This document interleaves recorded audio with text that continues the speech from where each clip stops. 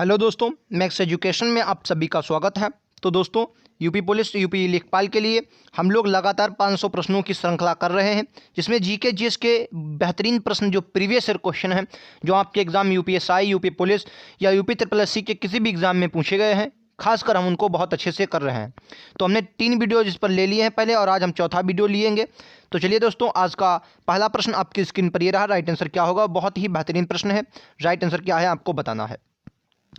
रहा है, पांड्यों का राजनीतिक एवं सांस्कृतिक केंद्र कौन था? जब आप सर संगम काल पढ़ते हैं तो आप वहाँ पर आपको 3 राजा देखने को मिलते हैं, चोल, चेर और पांड्य। ठीक है, इनमें से आपको बताना है जो पांड्य राजा थे उनके राजनीतिक और सांस्कृतिक केंद्र कौन था। तो आपको हमेशा याद रखना, इस क्वेश्चन का राइट आंसर मदुरै होगा। और पांड्य राजाओं के संरक्षण में ही क्या होती थी? संगोष्ठी या मतलब एक संगोष्ठी होती थी, जिसे आप संगम के नाम से जानते हैं, जो संगम काल में बहुत फेमस हुई। ठीक है, याद रखेंगे। कांचीपुरम ये पल्लवों की राजधानी थी। पल्लव जो शासक हुए हैं, एक मिनट, पल्लव जो शासक हुए हैं उनकी राजधानी क्या थी सर? कांचीपुरम थी। आपको बहुत अच्छे से पता होगा पल्लव शासकों की राजधानी क्या थी? कांचीपुरम थी। ठीक है, चलिए अगला प्रश्न दोस्तों ये रहा आपकी स्क्रीन पर। राइट आंसर क्या होगा? क्या निम्नलिखित में से कौन भारत छोड़ो आंदोलन के शामिल नहीं थे? Mahatma Gandhi, Jawaharlal Nehru, Sardar Patel, B R Ambedkar. भारत छोड़ो आंदोलन बहुत अच्छे से आपको दोस्तों पता होगा, ग्वालियर टैंक मुंबई से 1942 में स्टार्ट होता है। अच्छा, एक मैं आपसे क्वेश्चन पूछना चाहता हूं। क्वेश्चन आपको यह बताना है कि जब 1942 का भारत छोड़ो आंदोलन स्टार्ट हुआ तो भारत का वायसराय कौन था? ये आपको बताना है। भारत का वायसराय कौन था? तो क्या बोलेंगे सर? लिन लिथगो। कौन था सर? लिन लिथगो था। आपको याद रखना कौन सर? लिन लिथगो था, याद रखेंगे। ठीक है, छपने वाला प्रश्न है। क्वेश्चन का right answer B R Ambedkar होगा। बी आर अम्बेडकर इसमें शामिल नहीं थे, याद रखेंगे। ठीक है, चलिए अगला प्रश्न दोस्तों ये रहा आपकी स्क्रीन पर। क्या है, समृद्धि सबसे अच्छा मापदंड क्या होता है? यानी कि समृद्धि जो होती है, समृद्धि का सबसे अच्छा मापदंड क्या होता है? राष्ट्रीय आय, औसत प्रति व्यक्ति आय, आयात या निर्यात? अच्छा, राष्ट्रीय आय क्या होती है? तो एनएनपी। एनएनपी बोले तो नेट, मतलब नेट बोले तो शुद्ध शुद्ध राष्ट्रीय उत्पाद। ठीक है, इसे एनएनपी कहते हैं। एनएनपी ही क्या होती है? राष्ट्रीय आय होती है। अब जब राष्ट्रीय आय को क्या करते हैं, जो राष्ट्रीय आय आती है, राष्ट्रीय आय को अगर हम प्रति व्यक्ति मतलब जनसंख्या से, किसी से जनसंख्या से अगर हम भाग देते हैं तो हमारी औसत प्रति व्यक्ति आय निकल आती है। और यही क्या होती है? समृद्धि का सबसे अच्छा मापदंड होती है। ठीक है, तो पहले हम एनएनपी निकालते हैं। एनएनपी कैसे निकलती है?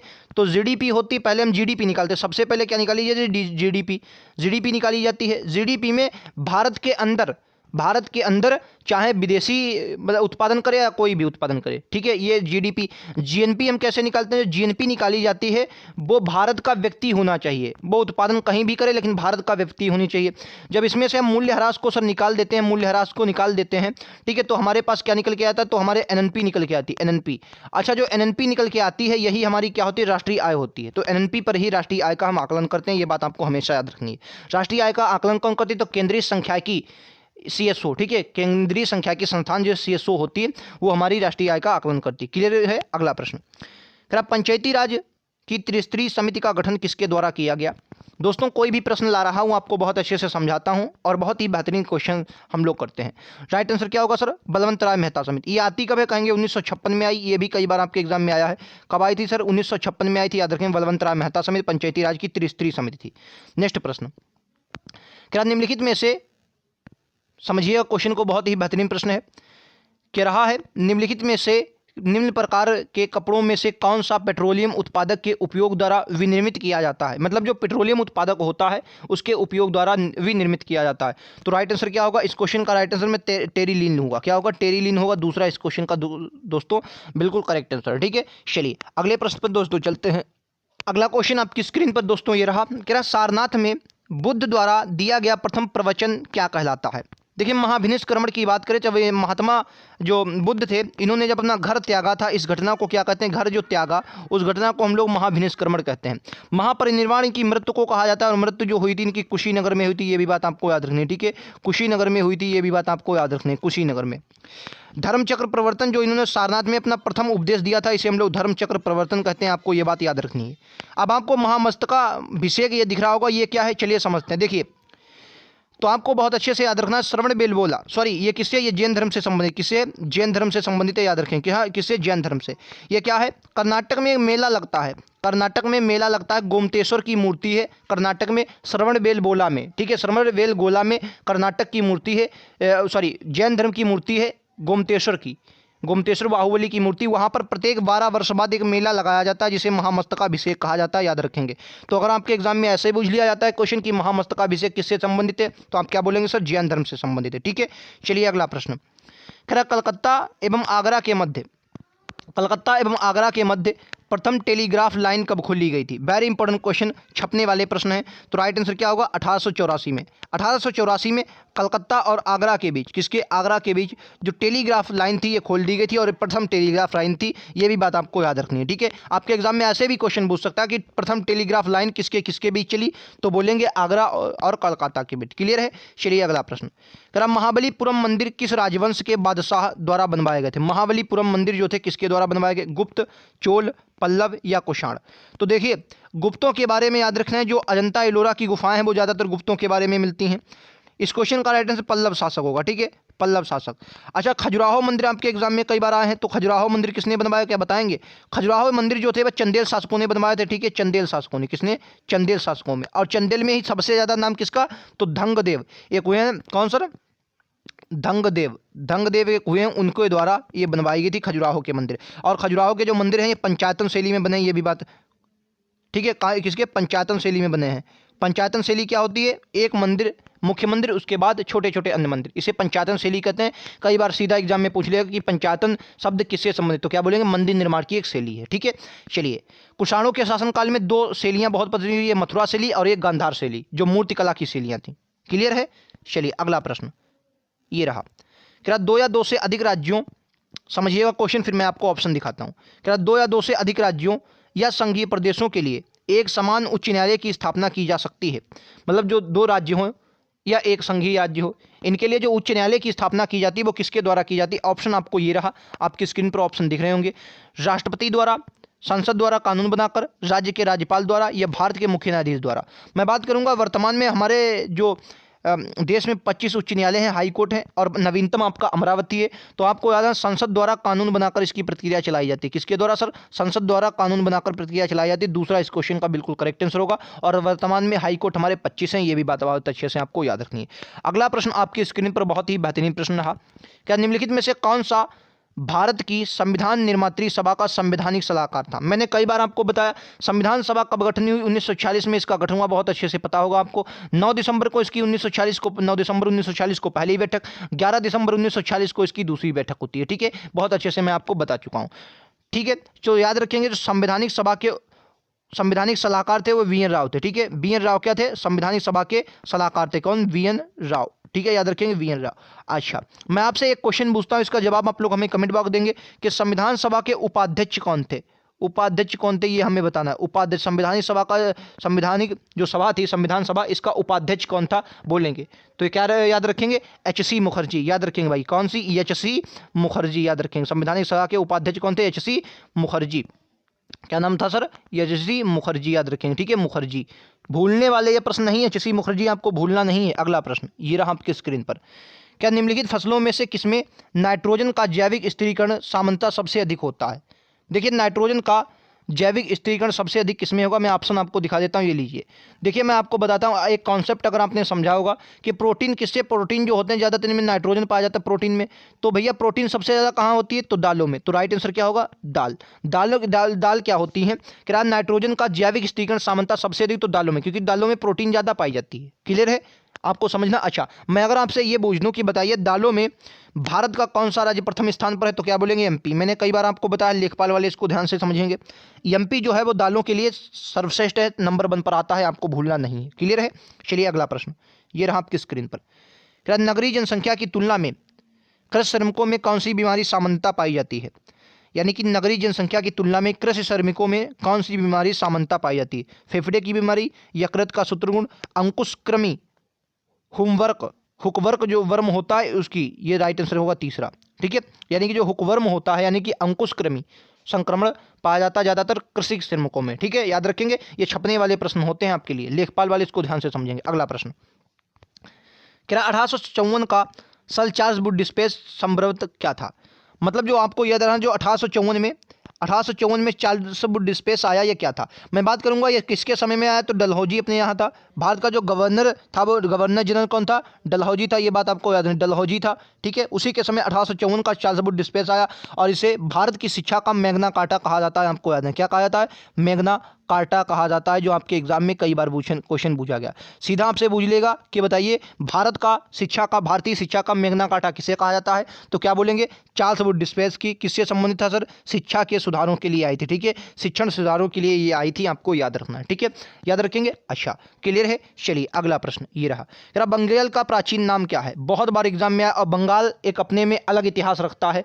यहाँ आप जाए देखते हैं कन्नौज पर जब 25 संघर्ष हुआ तो पाल वंश आता है, पाल के बाद यहाँ पर सेन वंश आता है, तो इसका अपना एक अलग इतिहास होता है, ठीक है। असम, कामरूप जो किसका है? ये असम का प्राचीन नाम है। किसका? कामरूप असम का है। और गोंड जो है ये किसका? बंगाल का प्राचीन नाम है, आपको याद है। बंगाल का प्राचीन नाम क्या है? गोंड हो जाएगा, ठीक है। वल्लभी ये गुजरात के आसपास का क्षेत्र है, आपको भूलना नहीं, वल्लभी गुजरात, ठीक है। तो कामरूप ये असम का हो जाएगा, क्लियर है। चलिए अगला प्रश्न ये रहा आपकी स्क्रीन पर, कह रहा अहिल्याबाई रानी कहाँ की थी? वेरी इंपॉर्टेंट क्वेश्चन है।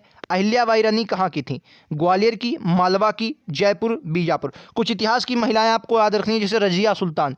रजिया सुल्तान तो आपके एग्जाम में पूछी जाती हैं, रजिया सुल्तान पहली महिला थी। उसके बाद आपको चांद बीबी, सीधा आपके एग्जाम में ये पूछा जाए चांद बीबी कहाँ की महिला थी, मतलब कहाँ की शासिका थी, तो क्या बोलेंगे? अहमदनगर। अहमदनगर और बीजापुर के आसपास का क्षेत्र था। फिलहाल ज़्यादातर इनके जो इनका क्षेत्र था वो अहमदनगर था, ठीक है, अहमदनगर था। एक बात और भी याद रखना है, चांद बीबी ये किसके समकालीन रही? सर अकबर से इन्होंने युद्ध किया था। किससे? अकबर से युद्ध किया था, ये भी बात आपको याद रखना है। चांद बीबी, तो इनके बारे में आपको चांदी लिखा है, सॉरी चांद बीबी, ठीक है, चांद बीबी, इनके बारे में भूलना नहीं आपको, ठीक है।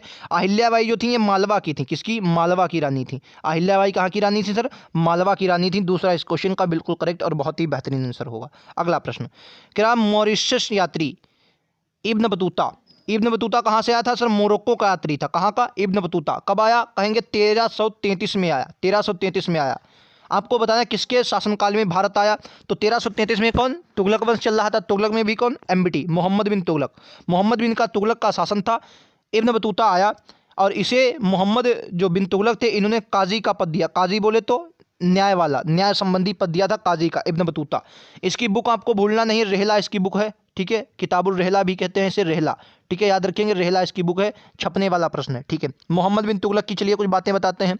मोहम्मद बिन तुगलक सबसे इंपॉर्टेंट ये बात याद रखनी है, इन्होंने निजामुद्दीन औलिया के क्या थे? समकालीन थे। कई बार आपके एग्जाम में यही प्रश्न पूछा, किसके समकालीन? औलिया किसके समकालीन थे? तो मोहम्मद बिन तुगलक के, ठीक है। हालांकि गयासुद्दीन तुगलक भी ऑप्शन में हो तो लगा सकते हैं आप, फिलहाल दोनों देगा नहीं, एक देगा। अगर दोनों हो तो ज़्यादातर आप मोहम्मद बिन तुगलक लगाएंगे, क्योंकि मोहम्मद बिन तुगलक ने इनकी दरगाह बनवाई है और ज़्यादा इनसे संबंधित थे। मोहम्मद बिन तुगलक की कुछ बातें, सांकेतिक मुद्रा आपको नहीं भूलना है, किसने चलाई?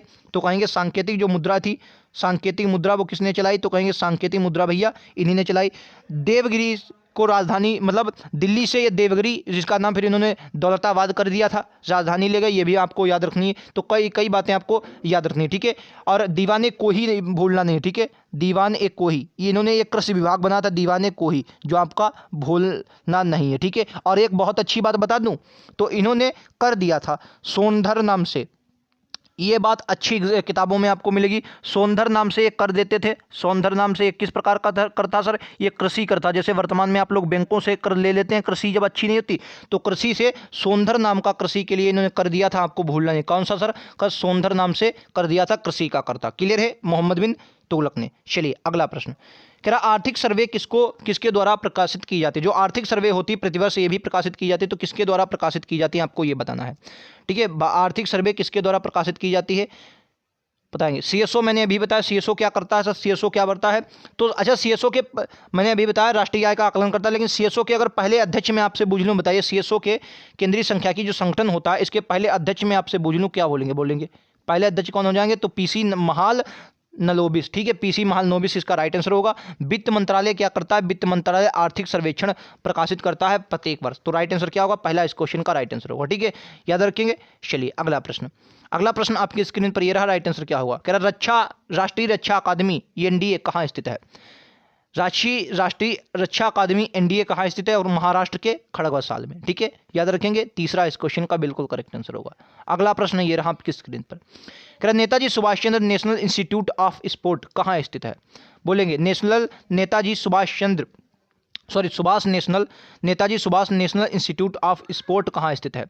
तो क्या बोलेंगे? देखिए चलिए मैं सुभाष चंद्र बोस से कुछ बातें आपको बताता हूँ। सबसे पहले इनके 2 कांग्रेस अधिवेशन आपको भूलने नहीं। एक तो 1938 में इन्होंने अध्यक्षता की थी, किसकी? तो 1938 में आपको याद रखना है, ठीक है। 1938 में कहा है कि, तो कहेंगे हरिपुरा की, सही हुआ। 1939 में त्रिपुरी संकट आपको नहीं भूलना है, छपने वाला है 1939 में। आपसे त्रिपुरी संकट जरूर एग्जामिनर पूछता है, तो आपको इसको भूलना नहीं है, ठीक है। चलिए इस क्वेश्चन की बात कर लेते हैं राइट आंसर की। इस क्वेश्चन का राइट आंसर दोस्तों पटियाला होगा। क्या होगा? पटियाला याद रखेंगे। चौथा इस क्वेश्चन का बिल्कुल करेक्ट आंसर होगा पटियाला, राइट आंसर, ठीक है। चलिए अगला प्रश्न आपकी स्क्रीन पर ये रहा, राइट आंसर क्या होगा? कह रहा जायकवाड़ी परियोजना किस नदी पर है? बोलेंगे जायकवाड़ी जो परियोजना है ये किस नदी पर है? कई बार आपके एग्जाम में पूछी जाएगी जायकवाड़ी परियोजना, ठीक है। तो कृष्णा की एक क्वेश्चन बहुत बार पूछा गया, कृष्णा की सबसे मोस्ट इंपॉर्टेंट में सहायक नदी अगर आपसे पूछूं तो क्या बोलेंगे?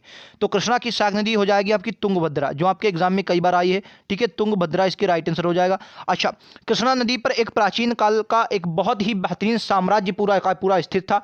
क्या बोलेंगे? कृष्णा नदी पर विजयनगर साम्राज्य इसी के आसपास का था, ठीक है। विजयनगर साम्राज्य भूलना नहीं है, तुंगभद्रा और इसी के बीच का था विजयनगर साम्राज्य, ठीक है, याद रखें कृष्णा नदी पर।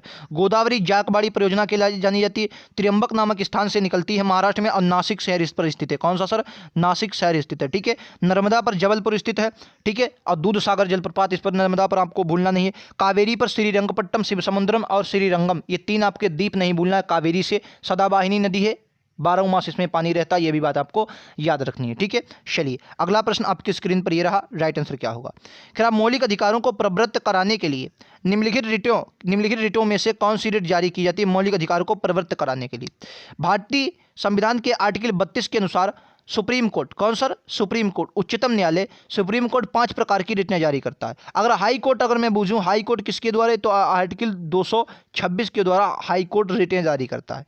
ये 5 प्रकार की रिटों में बंदी प्रत्यक्षीकरण जो होता है, बंदी प्रत्यक्षीकरण ही मौलिक अधिकारों को प्रवृत्त कराने के लिए जारी की जाती है। आर्टिकल 32 को भीमराव अम्बेडकर ने इसे क्या कहा? संविधान की आत्मा कहा। यह बात आपको बहुत अच्छे से याद रखनी है, ठीक है, क्लियर है। चलिए अगला प्रश्न, भी अम्बेडकर ने क्या कहा है? संविधान की आत्मा। कह रहा मुगल शासक जहीरुद्दीन मोहम्मद किस नाम से विख्यात था? मुगल शासक जहीरुद्दीन मोहम्मद किस नाम से विख्यात था? तो क्या बोलेंगे सर? जो आपका जहीरुद्दीन मोहम्मद था ये किसके? बाबर नाम से विख्यात था, ठीक है, बाबर नाम से विख्यात था, क्लियर है। तीसरा इस क्वेश्चन का बिल्कुल करेक्ट आंसर होगा। और बाबर के बताने में मुझे बहुत बार आपने पढ़ा होगा, मुगल काल के संस्थापक हैं, 1526 में पानीपत का युद्ध, ये बातें आपको पता होंगी, ठीक है। चलिए अगला प्रश्न, कह रहा भारतीय सेना अकादमी कहाँ स्थित है? भारतीय सेना अकादमी कहाँ स्थित है? तो क्या बोलेंगे सर? देहरादून इस क्वेश्चन का राइट आंसर हो, भारतीय सेना अकादमी, क्लियर है। चलिए अगला प्रश्न ये रहा, कह रहा किस प्रांत में लोकटक झील स्थित है? तो दोस्तों मैंने अभी तक एक बार भी आपसे लाइक से सब्सक्राइब करने को नहीं कहा। वीडियो अगर पसंद आया हो, अच्छे लगे हों क्वेश्चन एक्सप्लेनेशन, तो चैनल को जरूर सब्सक्राइब कर लें। ऐसा ही अपार सफलता के लिए, यूपी पुलिस, यूपी लेखपाल के लिए लगातार मैं आपके लिए हाजिर होता हूं। क्वेश्चन का राइट आंसर कह रहा है लोकटक झील का आपकी मणिपुर में है और मणिपुर की जीवन रेखा भी कहलाती है। कौन? मणिपुर की जीवन रेखा लोकटक झील कहलाती है, ठीक है।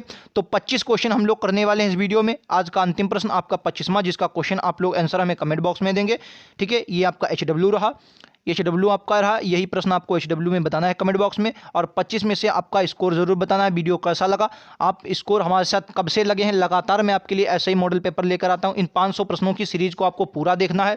आप किसी भी एग्जाम की तैयारी करेंगे 110% 80% सिलेबस आपको यहीं से देखने को मिलेगा। किसी दिन हम लोग करंट अफेयर के भी प्रश्न करेंगे जो आपके लिए बहुत महत्वपूर्ण होंगे। तो मिलते हैं अगले वीडियोज़ में, आज के लिए इतना ही, थैंक यू।